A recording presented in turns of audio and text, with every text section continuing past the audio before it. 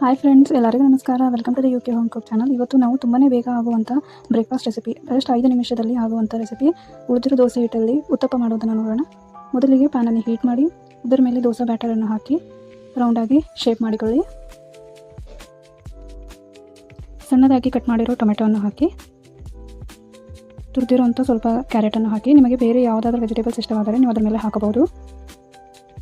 ಸಣ್ಣದಾಗಿ ಹೆಚ್ಚಿರೋ ಈರುಳ್ಳಿಯನ್ನು ಹಾಕಿ, ಸ್ವಲ್ಪ ಕೊತ್ತಂಬರಿಯನ್ನು ಹಾಕಿ, ಸೈಡಲ್ಲಿ ಎಣ್ಣೆಯನ್ನು ಹಾಕಿ, ನೀವು ಬೇಕಂದರೆ ತುಪ್ಪನೂ ಹಾಕಬಹುದು. ತುಪ್ಪದಿಂದ ಟೇಸ್ಟ್ ಇನ್ನೂ ತುಂಬ ಚೆನ್ನಾಗಿ ಬರುತ್ತೆ. ಸ್ವಲ್ಪ ಉಪ್ಪನ್ನು ಹಾಕಿ, ಅಚ್ಚಕಾರದ ಪುಡಿ ಹಾಕಿ, ನಿಮಗೆ ಖಾರ ಜಾಸ್ತಿ ಬೇಕಂದರೆ ನೀವು ಜಾಸ್ತಿ ಹಾಕೋಬೋದು, ಕಮ್ಮಿ ಬೇಕಂದರೆ ಕಮ್ಮಿ ಹಾಕೋಬೋದು. ಸ್ವಲ್ಪ ಮ್ಯಾಗಿ ಮಸಾಲ ಹಾಕಿ, ಇದರಿಂದ ಟೇಸ್ಟ್ ಇನ್ನೂ ತುಂಬ ಚೆನ್ನಾಗಿರುತ್ತೆ. ಇದು ಆಪ್ಷನಲ್ಲು, ನೀವು ಬೇಕಂದರೆ ಹಾಕೋಬೋದು, ಇಲ್ಲಾಂದರೆ ಇಲ್ಲ. ಇದನ್ನು 2 ನಿಮಿಷ ಮೀಡಿಯಂ ಫ್ಲೇಮಲ್ಲಿಟ್ಟು ಚೆನ್ನಾಗಿ ಬೇಯಿಸಿಕೊಳ್ಳಿ. ಈ ಥರ ಒಂದು ರೆಸಿಪಿ ತುಂಬ ಬೇಗನೆ ಆಗುತ್ತೆ ಮತ್ತು ತುಂಬ ಹೆಲ್ದಿ ಕೂಡ ತಿನ್ನಲು.